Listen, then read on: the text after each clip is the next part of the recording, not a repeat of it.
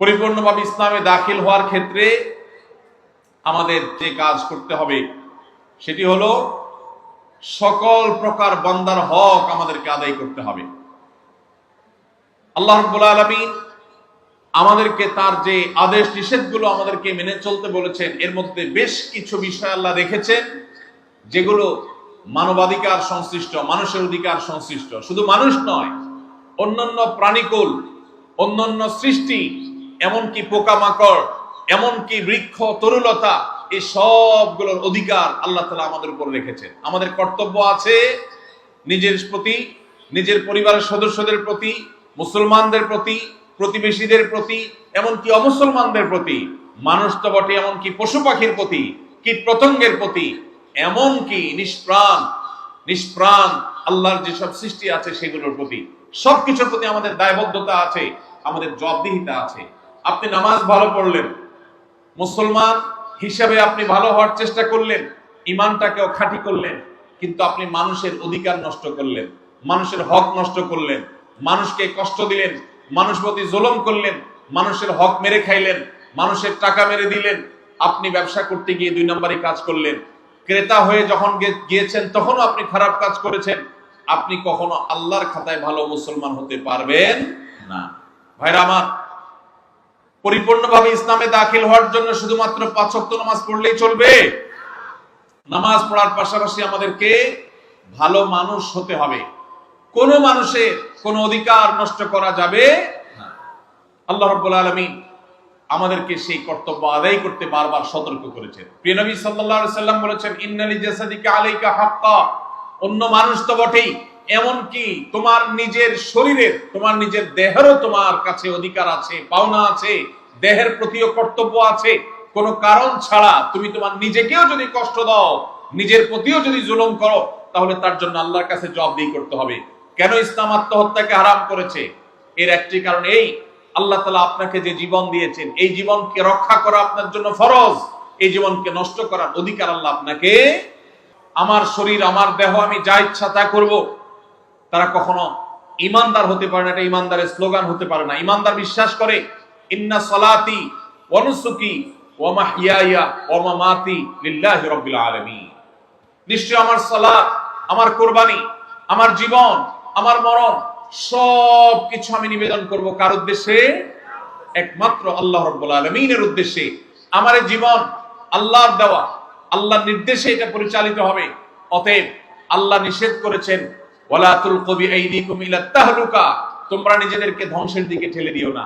আমাদের অনেক যুবক ভাইরা আছেন, তারা কোনো পেরেশানিতে পড়লে, কখনো ডিপ্রেশন দেখা দিলে, দুশ্চিন্তা হলে, পরীক্ষাটা খারাপ হলে, অনেক ভাইরা আছেন ব্যবসায় কোন রকম দুঃসংবাদ আসলে, কোন রকম লস দেখা দিলে, ধার দেনা হয়ে গেলে মনে হয় যে দেয়ালে পিঠ ঠেকে গেছে, মানুষের সামনে কিভাবে মুখ দেখাবো, কিভাবে আমি ঘুরে দাঁড়াবো, তখন তারা অনেক সময় আত্মহত্যার পথে পা বাড়ায়। নবী করিম সাল্লাল্লাহু আলাইহি সাল্লাম পরিষ্কারভাবে জানিয়েছেন, যেই ব্যক্তি নিজেকে আত্মহত্যা করবে কোনো উপায়ে, কিয়ামতের দিন আল্লাহ রাব্বুল আলামিন তাকে সেই উপায়ে শাস্তি দিতে থাকবেন। এবং এই আত্মহত্যা করাকে ইসলাম হারাম করেছে। কারণ অন্য মানুষ তো বটেই, আপনি নিজের অধিকার নিজে নষ্ট করবেন, নিজের শরীরকে কষ্ট দিবেন, নিজের জীবনকে আপনি ধ্বংস করবেন, আত্মহত্যার পথে পা বাড়াবেন।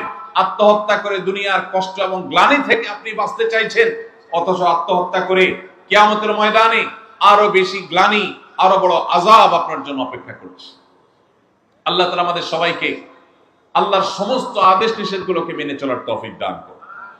কারোর উপকার করতে পারি আর না পারি, আমার দ্বারা কারোর কোনো ক্ষতি হবে না, আমি কারোর কষ্টের কারণ হব না, আমি কারোর দুঃখের কারণ হব না, আমি কোনো অধিকার নষ্ট করব না কারোর। এমনকি নবী করিম সাল্লাল্লাহু আলাইহি সাল্লাম রাস্তার অধিকারের কথা বলেছেন। তিনি বলেছেন, ইয়্যাকুম ওয়াল জুলুস আলাত তারিক, তোমরা কেউ পথ দখল করবে না, রাস্তা দখল করবে না, রাস্তায় বসে পড়বে না। কেন?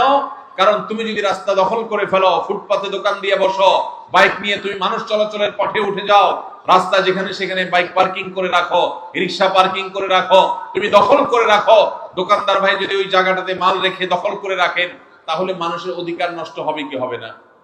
রাস্তাটা কি কারোর একক না সবার? তাহলে আমি যদি আমার দোকানের সামনে মালটাল দিয়ে রাস্তার জায়গাটা দখল করে রাখি, এই কাজটা কি হালাল হবে না হারাম হবে? অনেক মুসলমান ভাইরা আছেন, এই চিন্তাও মাথায় আসে না। 10 বছর 20 বছর 30 বছর দোকানদারি করছেন, তার দোকানের সামনে 2 ফিট 4 ফিট 5 ফিট জায়গা তিনি দখল করে রেখেছেন। কিছে তিনি হয়তো মাল সামানা রেখেছেন, তিনি হয়তো আলাদা সেখানে সামিয়ানা টাঙিয়ে অথবা প্লাস্টিক টাঙিয়ে সেখানে তিনি জিনিসপত্র রেখে কেনাবেচা করছেন।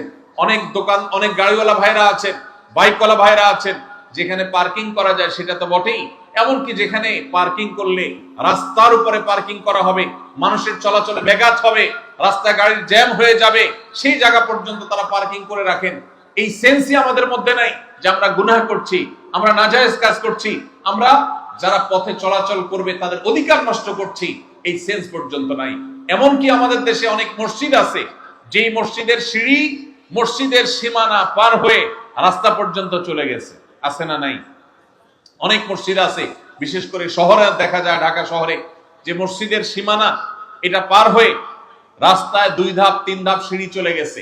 অনেক বাড়িওয়ালা আছে ঢাকা শহরে, এমনকি গ্রামেও, যারা নিজেদের বাড়িতে উঠার জন্য স্লোপ করে দিয়েছেন গাড়ি বাইক তোলার জন্য, রাস্তার 1 বিঘত 2 বিঘত 1 ফিট 2 ফিট জায়গা দখল করে ফেলেছেন।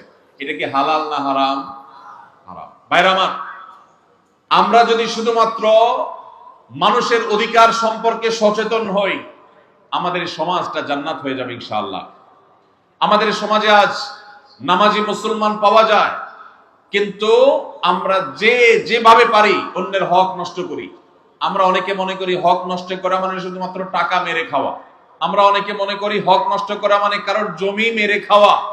ভাইরা আমার, হক মারার যে কত সহস্র পথ আছে আমরা সেটা অনেকেই জানি না। এই যে আমি রাস্তা দখলের কথা বললাম, আমরা অনেকেই আছে যে আমাদের নিজের অজান্তে বহু মানুষের হক আমরা নষ্ট করছি। প্রতিবেশীকে কোনো প্রকার কষ্ট না দেওয়া এটা আমাদের উপরে কর্তব্য। নবী সাল্লাল্লাহু আলাইহি ওয়াসাল্লাম বলেছেন, লা ইউমিনু মান লা ইয়ামানু জারুহু বাওয়াইকাহ, যে ব্যক্তির ক্ষয়ক্ষতি থেকে তার প্রতিবেশী নিরাপদে থাকে না, সে মুমিন হতে পারে না। এখন আপনি আপনার বাসায় ওয়াজ শুনতেছেন হাই ভলিউমে, আপনি সাউন্ড বক্স ফুল দিয়া অথবা মোবাইলে একেবারে ফুল ভলিউম দিয়ে ওয়াজ শুনতেছেন। এত জোরে ওয়াজ শুনতেছেন যে আপনার পাশের বাসার যিনি আছেন, পাশের বাড়িতে যিনি আছেন, আপনার পাশের ঘরে যিনি আছেন, এই আওয়াজে তার ডিস্টার্ব হচ্ছে। তাহলে আপনার এই ওয়াজ শোনার কারণে সওয়াব হবে নাকি গুনাহ হবে? ভাইরা আমার, এইভাবে আমরা অনেকে নিজেদের অজান্তে অনেক মানুষ অধিকার নষ্ট করছে। একজন ইমানদার তার প্রতিটি নড়াচড়ায়, তার প্রতিটি উঠা বসা, তার প্রতিটি কথাবার্তায় তিনি দায়িত্বশীল আচরণ করবেন। আমাদের প্রিয় নবী সাল্লাল্লাহু আলাইহি সাল্লামের মসজিদে নববীতে একবার একজন ব্যক্তি, এক সাহাবী, তিনি কোরআনের তেলাওয়াত করছেন একটু উচ্চ স্বরে। নবীজি সাল্লাল্লাহু আলাইহি সাল্লাম তখন তাকে বললেন, তুমি কোরআন তেলাওয়াত করে যে আল্লাহকে শোনাতে চাচ্ছ, সেই আল্লাহ তাআলা বধির না, তিনি আস্তে পড়লেও শুনেন, তুমি কেন জোরে পড়ছো? আরেকজনের ডিস্টার্ব হচ্ছে। আমরা অনেকে চিৎকার চেঁচামেচি করি, জোরে জোরে কথা বলি, প্রয়োজন ছাড়া আমাদের আশপাশে মানুষকে অতিষ্ঠ করি। এই কাজগুলোর মাধ্যমে আমরা মানুষের অধিকার নষ্ট করি। ভাইরা আমার, একজন মুসলমান তাকে এমন ভাবে চলতে হবে যে আল মুসলিম মান সালিম আল মুসলিমুনা মিন লিসানি ওয়া ইয়াদি, তার হাত এবং মুখ দ্বারা সবাই নিরাপদে থাকবে। পরিপূর্ণভাবে ইসলামে প্রবেশ করতে হলে শুধু নামাজ, রোজা, হজ, যাকাত আদায় করলেই হবে না। এগুলো ইসলামের স্তম্ভ, ইসলামের প্রধান প্রধান কাজ, সন্দেহ নেই। কিন্তু আমাদেরকে মানুষ হতে হবে, উপকারী মানুষ। এমন মানুষ হতে হবে এলাকার সবাই সাক্ষ্য দিবে যে তার মতো মানুষ হয় না, কারোর ক্ষতি কোনোদিন করে নাই, পারতপক্ষে কারোর একটা টাকা মেরে খাই নাই, কারোর সাথে চিটারি করে নাই, ছল ছাতুরি করে নাই, বাহানা করে নাই, প্রতারণা করে নাই, 2 নাম্বারই করে নাই, কারোর হক মেরে খায় নাই, কাউকে গালি দেয় নাই, কারোর সাথে ঝগড়া করে নাই, কারোর কোনো কষ্টের কারণ হয় নাই। এই রকম সার্টিফিকেট আপনার সমাজ থেকে যদি আপনি আদায় করতে পারেন, মানুষ যদি আপনাকে সেটা বলার মতো জীবন গঠন করতে পারেন, তাহলে আপনি হলেন সেই মুসলমান যেই মুসলমানের জন্য আল্লাহ জান্নাতুল ফেরদাউসকে তৈরি করেছেন, যে মুসলমানের জন্য সব সুসংবাদ কোরআনে রয়েছে। সেই মুসলমান হতে হলে আমাদেরকে অধিকার সচেতন হতে হবে। আল্লাহ আমাদের সবাইকে মানুষের অধিকার সম্পর্কে সচেতন হওয়ার তৌফিক দান করুন। আস-সুন্নাহ ফাউন্ডেশন, উম্মার স্বার্থে সুন্নাহর সাথে।